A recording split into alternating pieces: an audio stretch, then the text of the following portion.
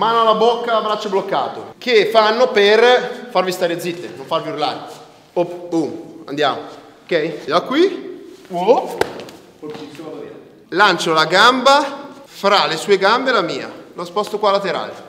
Laterale, non mettetelo qua dietro perché sennò vedete che le spalle non hanno spazio per passare. Mi infilo, vedete, con la spalla sotto, faccio una rotazione e con la mano libera vado dal basso verso l'alto a colpirlo.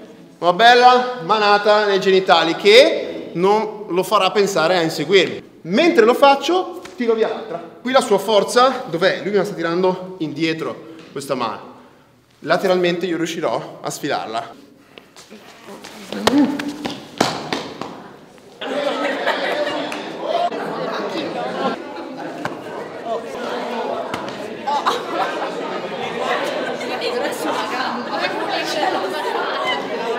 Ti offriamo da bere.